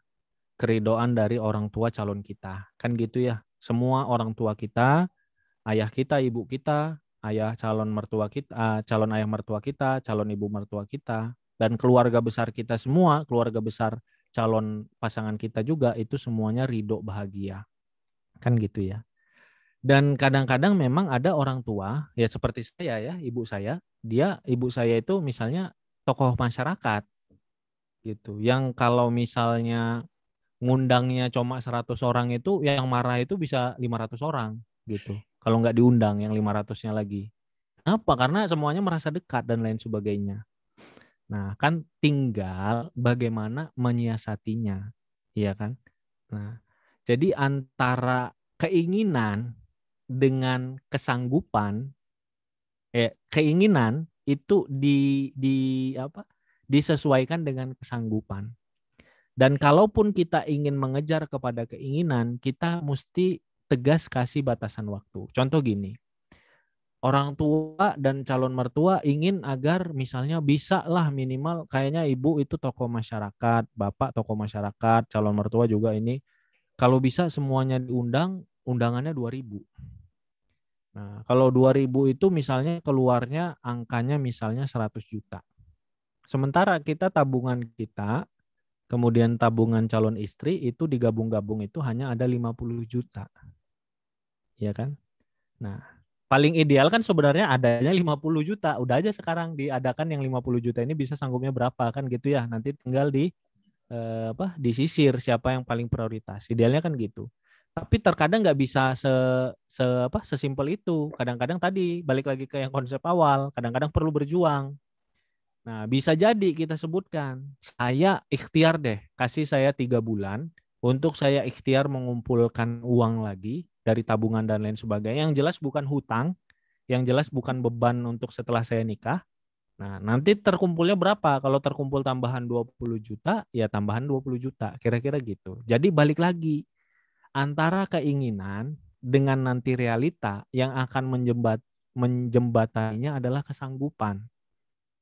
Kalau kita ingin berangkatnya hanya keinginan, disitulah mulai awal malapetaka dalam kehidupan rumah tangga. Nanti ingin punya rumah 2 tingkat, ingin punya rumah luas dan lain sebagainya. Akhirnya apa? Akhirnya ngutang. Ingin punya mobil, ya kan? Nggak punya uang tapi belum punya uang. Akhirnya apa? Akhirnya kredit dan lain sebagainya. Disitulah dimulai malapetaka ketika kita hidup tidak sesuai dengan kemampuan. Mungkin demikian, Mas Fajar. Oke, baik, berarti harus diurutkan ya, mana primer, mana kebutuhan sekunder, mana kebutuhan keinginan, mana benar-benar kebutuhan yang harus kita siapkan gitu. Oke, untuk ini Ustaz, ini Masya Allah banget nih teman semua yang lain ini antusias sekali terkait dengan seminar kali ini. Ini ada juga Ustaz bertanya terkait dengan tips, mana tuh itu ya? Tips dan cara nih Ustaz untuk udah ya. Oh, izin bertanya Ustaz. Ya. Tadi kan Ustaz jelaskan kalau sedang marah kita harus diam. Nah, kalau diamnya itu kebablasan sampai berminggu-minggu gimana tuh Ustaz? Nah, jadi kalau ada masalah nih atau apa gitu mungkin harus seperti apa nih? Kalau diamnya sampai kebablasan. Gitu Ustaz. Oh iya. Jadi tadi maksudnya diam itu diam bukan mendiamkan ya, tapi diam untuk tidak membalas kemarahan. Jadi kalau misalnya suaminya marah, jangan dibales. Jangan dibales ngomong, karena orang kalau lagi marah dibales ngomong kan jadinya bertengkar gitu. Maksudnya seperti itu. Jadi diam itu diam untuk menahan. Diam untuk menahan, tidak membalas. Nah, kita juga kalau lagi dulu aja ya, mungkin kalau sekarang kan sudah jarang atau nggak pernah ya. Dulu ketika SMP SMA kan berantem atau ribut omongan dengan teman dekat kita, kalau dua-duanya ngomong kan pasti akan makin lama makin menyakiti kan gitu ya, akan keluar kata-kata yang nggak baik lah yang akan menyakiti hatinya. Tapi kalau salah satu marah kemudian yang lainnya diam itu baik. Nah, kalau dalam proses cekcok atau konflik dalam rumah tangga, bagaimana kalau salah satunya tipe marahnya itu diam? Mungkin ini maksudnya ya, tipe marahnya itu diam. Ya kan ada gini yang suami kalau marah dia diam gitu ya. Atau istri kalau marah diam. Nah, kalau dalam hadis Rasulullah itu kalau bisa diselesaikan sebelum tidur. Maksudnya jangan bawa tidur dalam keadaan marah. Gitu. Ada hadis dari Imam Tobroni, salah satu ciri wanita penghulu bidadari di surga adalah dia ketika suaminya marah kepada dia, walaupun suaminya salah nggak salah, pokoknya suaminya marah kepada dia nggak bisa tidur sebelum dia pegang tangan suaminya, kemudian dia katakan, wahai suamiku, ridolah atau maafkanlah aku, sesungguhnya mataku tidak bisa tidur sebelum engkau ridho. Jadi dari sini itu kita mungkin bisa pegang dalam rumah tangga kita, jangan sampai ada masalah kemudian dibawa sampai ke tidur gitu, sampai tidur dalam keadaan marah, mungkin gitu. Oke, Masya Allah. Ini Ustaz, ada lagi pertanyaan nih. Izin bertanya via chat Ustaz. Ya. Apa saja yang perlu kita persiapkan selain kesiapan mental yang tadi Ustaz jabarkan? Jika kita ragu untuk menikah saat ini masih ingin terus belajar, dan takut nanti menikah malah susah untuk menuntut ilmu, apa yang baiknya dilakukan menurut Ustaz? Gimana Ustaz? Jadi ya. Ini minta persiapannya, apakah harus seperti apa nih? Jika kita ragu menikah, mungkin menikah atau kuliah ya, kurang lebih ya, biar lebih jelasnya ya. Walaupun nggak tahu ya kuliah apa enggaknya. Tapi lebih jelasnya menikah atau kuliah mungkin. Ingin belajar, takutnya kalau nanti setelah menikah malah susah untuk menuntut ilmu. Nah, baiknya gimana Ustaz? Iya. Terkadang godaan kita itu kan dari setan nggak berhasil menyebabkan kita untuk untuk tidak beramal soleh, tapi yang setan berhasil itu adalah membenturkan satu sama lain. Misalnya gini, gimana ya, rajin puasa atau rajin tilawah? Kalau saya puasa sunnah nanti saya pasti lemas. Kalau puasa sunnah saya lemes dan saya nggak kuat untuk siang-siang untuk hafalan. Kan kadang-kadang ada gitu ya. Gimana ya, rajin puasa atau rajin jemput rizki, cari nafkah? Kalau saya puasa saya pasti akan lemes dan segala macam. Padahal puasa kita sama puasa zamannya Rasul kan beda. Zaman Rasul nggak ada AC, nggak ada segala macam, jalannya di tengah panas terik dan lain sebagainya. Nah, gimana ya, banyak lah ya, intinya banyak hal-hal yang seperti itu. Bagaimana nanti, apakah saya tahajudnya lama, kemudian saya khawatirnya paginya ngantuk dan lain sebagainya. Nah, kenyataannya teman-teman hampir bisa dipastikan ya, kehidupan kita ini ya, selama kita ikuti bukan prasangka kita, tapi kita belajar kepada Rasul dan para sahabat, kenyataannya hampir semua ketakutan-ketakutan kita, kalau kita berbuat ibadah ini, kemudian ibadah yang lain itu terkendala, hampir semua ketakutan kita itu ternyata salah. Gitu. Bahkan yang benar adalah satu kebaikan itu akan membawa kebaikan yang lain. Ya, dari Sayyidina Ali bin Abi Thalib itu mengatakan, cirinya kebaikan itu bawa kebaikan. Kalau kita rajin tahajud, benar kita rajin tahajud, itu akan terbawa kita sholat tepat waktu berjamaah di masjid. Kita rajin sholat tepat waktu jamaah di masjid, benar sholatnya, kita jadi semangat sedekah. Kita jadi semangat sedekah, kita kebawa lagi hidayah untuk belajar dan lain sebagainya. Terus tuh ke bawah-bawah. Jadi satu kebaikan itu membawa kebaikan yang lain. Jadi yang pertama, jangan biarkan, lagi-lagi itu was-was dari setan ya, jangan biarkan setan bermain-main dengan pikiran kita. Seolah-olah kalau kita puasa, kita nggak bisa menghafal. Kalau kita menghafal, kita nggak bisa nyari nafkah. Kalau kita nyari nafkah, kita nggak bisa lain sebagainya. Kalau kita mau fokus belajar, kita nggak bisa nikah. Kalau kita nikah, kita nggak bisa belajar.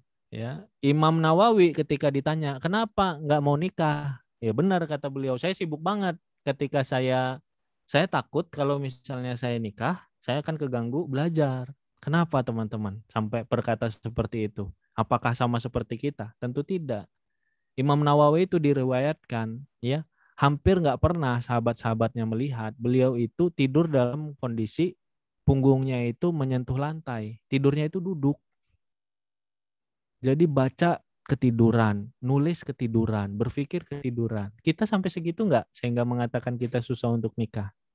Kan enggak kan? Kita tidurnya mau tidur 8 jam kan gitu ya. Kemudian takut nggak bisa belajar. Padahal mungkin tidur 6 jam juga cukup ya. 2 jam belajar juga kita nggak pernah sekarang gitu. Belajar agama 2 jam sekarang jarang kita gitu. Tidurnya kita 8 jam. Jadi itu was-was dari setan. Nah, Imam Suyuti ketika ditanya, Anda kenapa nikah? Nggak takut seperti Imam Nawawi yang kalau misalnya nikah mengganggu. Saya justru semangat dengan adanya istri, saya semangat belajar gitu. Justru istrinya bisa membantu dia untuk belajar. Nah, jadi yang pertama, balik ke pengelolaan diri kita. Yang kedua, balik ke siapa yang kita pilih untuk jadi pasangan. Saya sebelum nikah sama sesudah nikah, kuatan saya belajar setelah nikah loh. Saya sekarang S2, sudah selesai S2-nya. Di-support full sama istri. Saya males ditemenin sama istri. Bang, ayo ke kampus gitu. Saya temenin, Bang yang kurang apa dokumennya. Saya kan paling males itu S2 itu Kang, males ngurusin dokumen-dokumen gitu, birokrasi. Pasti Itu yang ya. ngurusin istri saya. Gitu. Saya punya sahabat, Kiai, ini cerita juga ke teman-teman ya, Kiai, pesantren, beliau sakit kanker, sekarang sudah hampir selesai sidang S2-nya di UIN. Kenapa? Masya Dibantu Allah. support full oleh istrinya. Jadi ada kebutuhan apa, suaminya mungkin sulit ngetik atau apa, dibantuin sama istrinya. Jadi yang pertama mindset kita, yang kedua siapa yang jadi pasangan kita. Memang ngaruh memang. Kalau dapat pasangan mintanya dipijetin, mintanya di basuh kakinya dan lain sebagainya, susah lah teman-teman yang ahwat ya. Tapi kalau dapat pasangan yang justru istrinya diminta les bahasa Arab, diminta belajar lagi tahsin dan lain sebagainya, teman-teman insya Allah justru akan lebih maju dalam belajarnya. Oke, Mungkin Masya Allah. demikian. Oke, tinggal 2 pertanyaan lagi, Ustaz. Mungkin bisa lebih ini ya. Siap. Iya. Baik. Izin bertanya, Ustaz. Ini hamba Allah, tidak menyebutkan namanya. Alhamdulillah hari ini sedang berta'aruf qadarullah ibu si ikhwan meninggal. Si akhwat jadi takut untuk menghubungi si ikhwan untuk menanyakan kelanjutannya karena ikhwan sedang berduka. Oh, jadi yang meninggalnya itu ibu si ikhwan ya? Ibunya Iwan. Iya, ibu si ikhwan Ya. meninggal. Oke, jadi mau menanyakan kelanjutannya takutnya masih Iya, jangan ya. berduka ya. Gimana ini, Ustaz? Jangan. Iya, jangan ya. Kalau lagi meninggal, innalillahi wa inna ilaihi rojiun, takziah dulu. Ya kasihlah mungkin kesempatan 2 minggu lah mungkin ya. Kita berempati dengan diri kita saja. Kalau kita bayangkan orang tua kita meninggal, kan kita nggak mau ya, mungkin 1 minggu nggak mau diganggu-ganggu dulu ya, kaitan dengan apapun Iya. pekerjaan lain-lain. Jadi biarkan saja dulu. Kalaupun misalnya tidak dihubungi, jangan ada prasangka-prasangka. Mungkin 2 minggu ya, kalau menurut saya 2 minggu setelahnya baru ditanyakan dengan bahasa yang mungkin lebih ke isyarat ya, bahasa-bahasa isyarat. Kalau nanti sudah 2 minggu nggak ada jawaban, ditunggu lagi mungkin minggu depan ditanyakan kembali, ya bisa ditanyakan ya sampai 1 bulan. Insya Allah sih 2 minggu waktu yang cukup pas lah untuk menanyakannya. Oke. Untuk yang si Ahwat, mohon bersabar dulu ya. Tunggu si ikhwannya Iya, bersabar. melupakan kedukaannya ya. Paling tidak minimal tadi 2 minggu ya. Oke, pertanyaan terakhir Ustaz. Nah, Ustaz mau bertanya, saya sempat gagal menikah karena restu orang tua pihak laki-laki, latar belakang ekonomi dan pendidikan saya. Semenjak itu saya jadi takut untuk memulai lagi. Bagaimana cara menyiapkan ketika ada laki-laki yang ingin mengajak menikah? Karena saya 2 kali gagal dengan alasan yang sama. Oke, berarti restu orang pihak laki-laki. Karena latar belakang ekonomi dan pendidikan. Oke, baik gitu, Ustaz. Jadi yang pertama, kita semua yang di sini bukan karena kita latar belakang ekonomi atau karena orang tua atau masa lalu atau fisik dan lain-lain, kita itu nikah dengan seseorang, bukan. Tapi karena Allah takdirkan. Itu dulu. Jadi kalau dengan apapun atribut kita, fisik kita, ekonomi kita, pendidikan kita, orang tua kita, masa lalu kita, Allah takdirkan sudah punya jodoh, pasti akan ketemu dengan jodohnya gitu. Jadi jangan takut. Yang kedua, ini kan masalah cara mengelola. Bagaimana cara mengelola agar ta'arufnya nggak terlalu mendalam, kemudian ihwannya sudah clear. Nah, sebaiknya kalau saran saya, di biodatanya, tahap awal itu kan biasanya orang tukeran biodata ya. Di biodatanya Iya. itu dijelaskan secara gamblang dulu masalah yang memang menyebabkan sering menjadi permasalahan ini, nggak apa-apa dijelaskan secara gamblang, sehingga kalaupun misalnya ihwannya memang dari awal itu tidak berkenan atau apa, ya tidak masalah.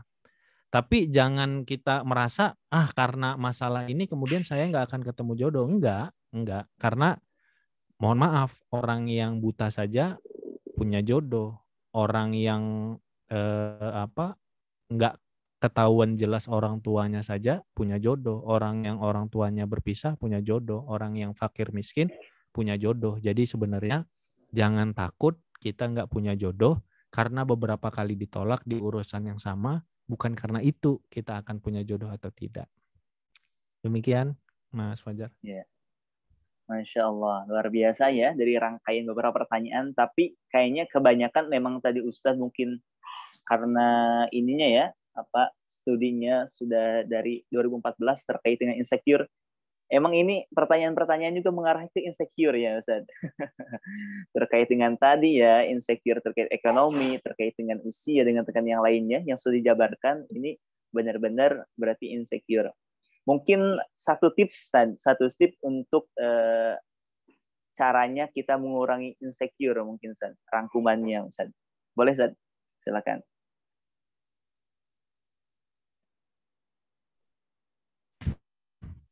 Ya sebenarnya rasa insecure ya kalau dikaitkan dengan diri kita itu insya Allah akan pupus ketika kita makin mengenal Allah dan semakin dekat dengan Allah.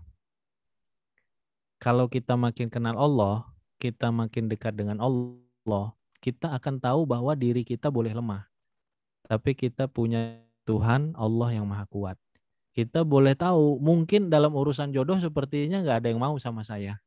Tapi saya punya Allah yang ngurusin jodoh saya. Jadi aman urusan jodoh saya. Kaitan dengan rizki, mungkin saya kalau orang anggap saya nggak cocok jadi orang kaya.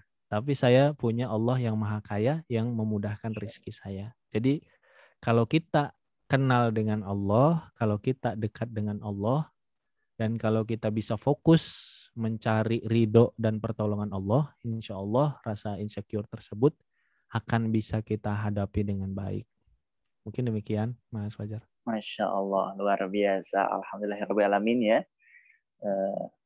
Ini begitu sangat luar biasa sekali ya, terkait dengan beberapa hal yang mungkin tadi disampaikan, dan juga memotivasi kita supaya terkait dengan insecure ya.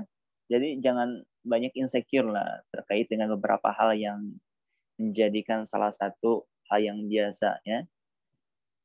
Semoga kita menjadikan kita sebagai pasangan yang ke surga yang sudah dijelaskan insyaallah dalam surah Ar-Ra'd ayat 23, yaitu surga-surga adn itu mereka masuk ke dalamnya bersama dengan orang-orang yang salih, nenek moyangnya, pasangannya. Wa azwajuhum wa dzurriyyatuhum.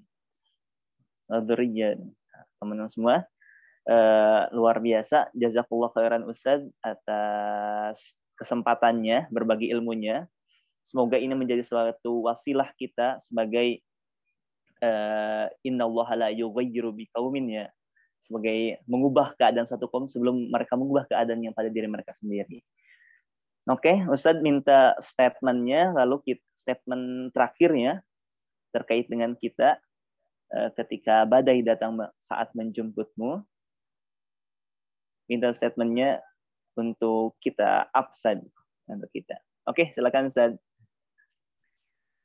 Iya, Syekh Abdul Qadir Al-Jailani ya, Syekh Abdul Qadir Al-Jailani itu pernah menyampaikan ketika seseorang menghadapi badai kehidupan atau musibah, maka itu ada 3 kondisi seorang hamba. Yang pertama bisa jadi itu merupakan hukuman bagi dia.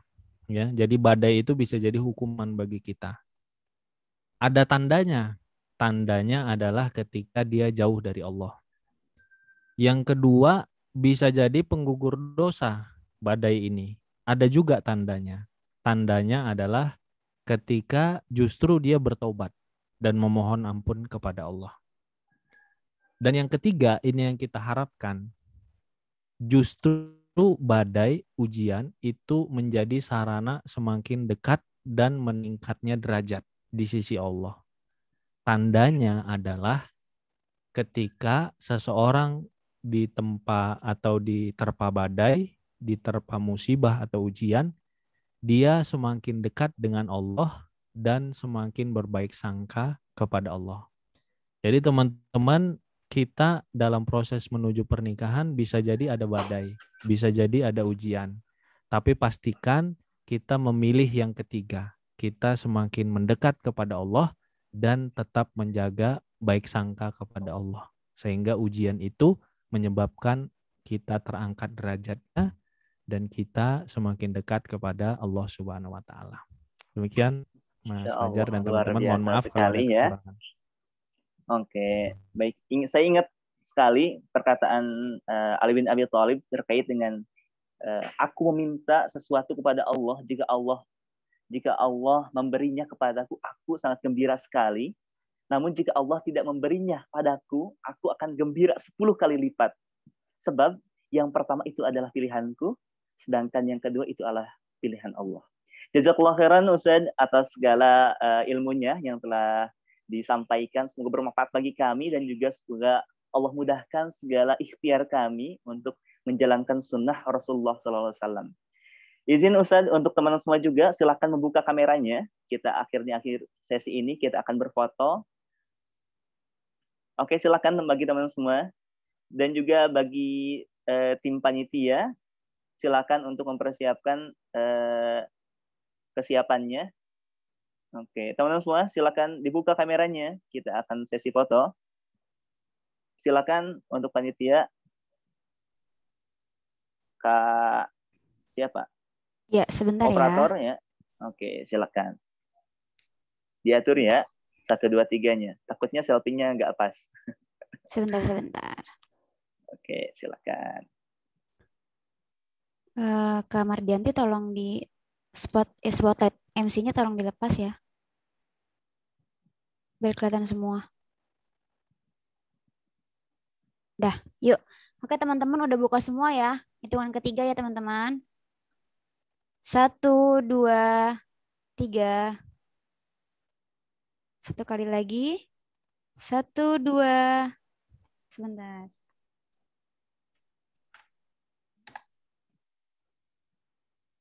Sekali lagi teman-teman. 1, 2, 3. Oke, sudah Kak. Oke, Masya Allah, luar biasa. Sekali lagi ucapan terima kasih banyak kepada Kang Arif Rahman Lubis dan juga teman-teman semua yang hadir pada kali ini. Oke, jazakallah khairan kasiran. Kita tutup dengan bacaan hamdalah bersama-sama. Alhamdulillahirabbil alamin. Dan doa kafaratul majlis. Subhanakallahumma wa bihamdika asyhadu an la ilaha illa anta astaghfiruka wa atubu ilaik. Walhamdulillahirabbil alamin. Semoga Allah mudahkan segalanya. Teman-teman semua, terima kasih banyak atas kehadirannya. Insya Allah untuk kehadiran dan yang lainnya, teman-teman semua semoga Allah catat menjadi salah satu ikhtiar kita dalam menjemput sunnahnya. Assalamualaikum warahmatullahi wabarakatuh. Waalaikumsalam warahmatullahi wabarakatuh. Terima kasih teman-teman semuanya. Terima kasih semua.